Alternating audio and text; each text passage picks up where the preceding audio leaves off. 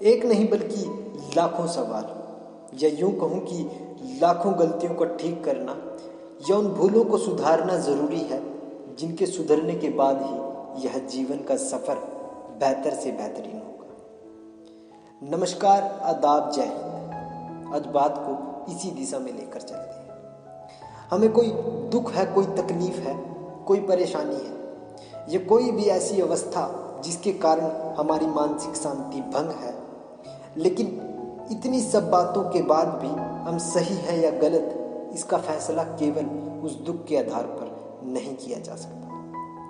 बात बड़ी पेचीदा सी है, लेकिन बात सच है। हमें समझना होगा कि हम दुखी होते हुए भी स्वार्थी हो सकते हैं। हमें समझना होगा कि दुख में भी अंतर होता है। हमें ज़रूरत है, और बड़ी सख्त ज़रूरत है किसी चीज़ की, लेकिन किसी भी कारणवश उसका अभाव है। अब यह जो वातावरण हमारे सामने बना, यह एक तरह का दुख है, लेकिन जो दूसरी तरह का दुख है वह इससे ज़रा सा परे हटकर है।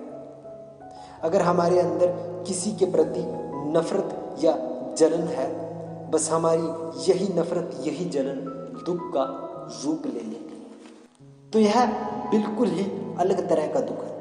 अगर हमने जिंदगी को समझा, उसे परखा कि आखिर हमें दुख जो है वो कौन सी तरह का दुख है।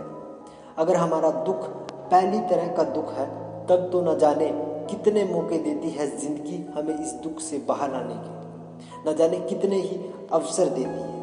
हमें बस हर पल सजग सचेत रहना ज़रूरी है, और अपना हौसला बनाए रखना ज़रूरी है। अपने प्रयासों, अपनी कोशिशों को करते रहना ज़रूरी है।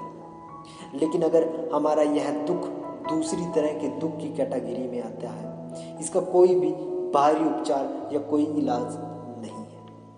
शायद हम अपने झूठी तसल्ली, अपने झूठे अहम के लिए जिंदगी भर दूसरों को कोसते रहें, लेकिन एक बहुत बड़ी सच्चाई यह भी है कि कोई चाहकर भी हमारे लिए कुछ नहीं कर सकता।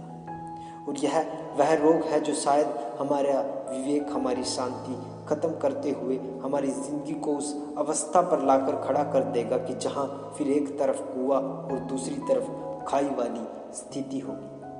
और इस दूसरी तरह के दुख से एक युद्ध, एक ऐसा युद्ध जरूरी है जो खुद के खिलाफ हो। बस जिस दिन हम जीत गए तो हम जिंदगी को जीना सीख लेंगे, और शायद इसे समझ भी लेंगे।